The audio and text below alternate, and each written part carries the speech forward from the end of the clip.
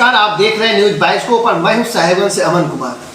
अभी भारतीय जनता पार्टी का केंद्रीय चुनावी कमेटी पहला लिस्ट जारी किया है और इस पहली लिस्ट में झारखंड में कुल 14 लोकसभा क्षेत्र हैं, जिसमें 11 लोकसभा क्षेत्र में प्रत्याशी की भी घोषणा हो चुकी है और राजमहल लोकसभा जो है, राजमहल लोकसभा से ताला मरंडी का नाम की घोषणा की गई है।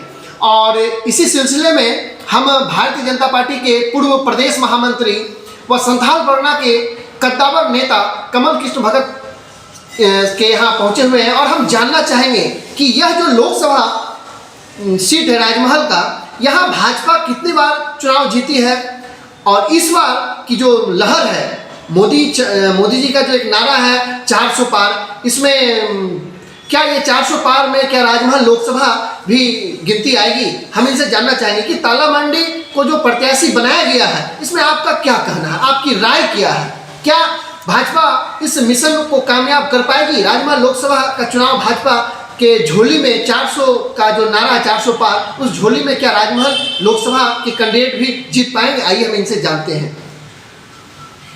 भारतीय जनता पार्टी राजमहल लोकसभा चुनाव में 1998 में जीती है और फिर 2009 में जीती है।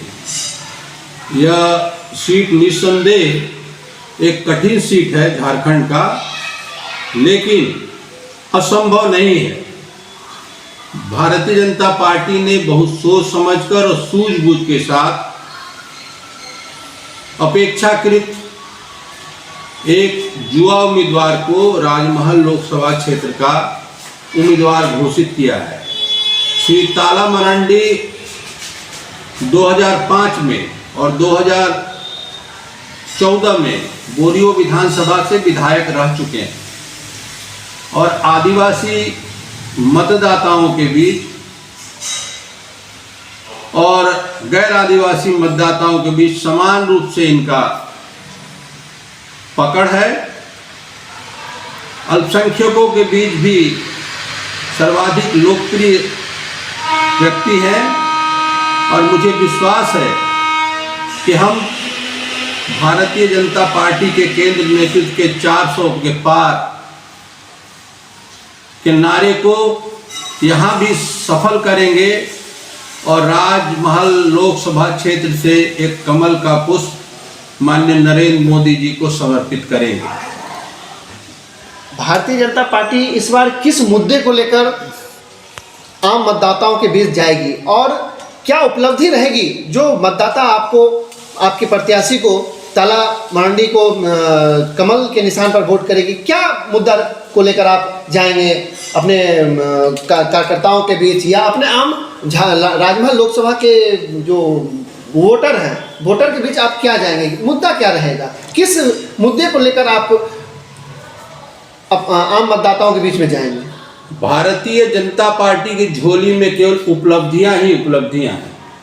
पूरे देश में गांव, गरीब, किसान, मजदूर सबकी भलाई के लिए, सबके विकास के लिए और बिना किसी भेदभाव के हिंदू, मुसलमान, सिख, ईसाई, आदिवासी, गैर आदिवासी सभी के लिए भारतीय जनता पार्टी की मोदी नीति सरकार ने पिछले 10 वर्षों में काम किया है और सबको विकास का भागीदार बनाया है। किसी की उपेक्षा नहीं की है और किसी के साथ भेदभाव नहीं किया।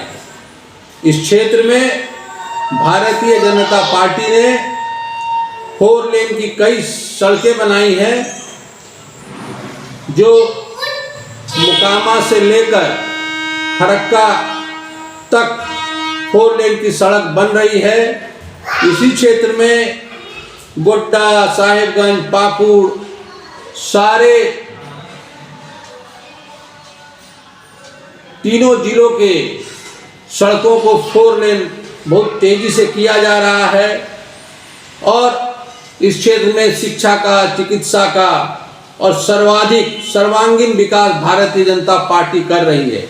इसलिए कोई संदेह नहीं कि भारतीय जनता पार्टी को यहाँ के बहुसंख्यक, अल्पसंख्यक जनजाति समुदाय से व्यापक समर्थन मिलेगा और भारतीय जनता पार्टी राजमहल लोकसभा क्षेत्र में प्रचंड बहुमत से जीतेगी।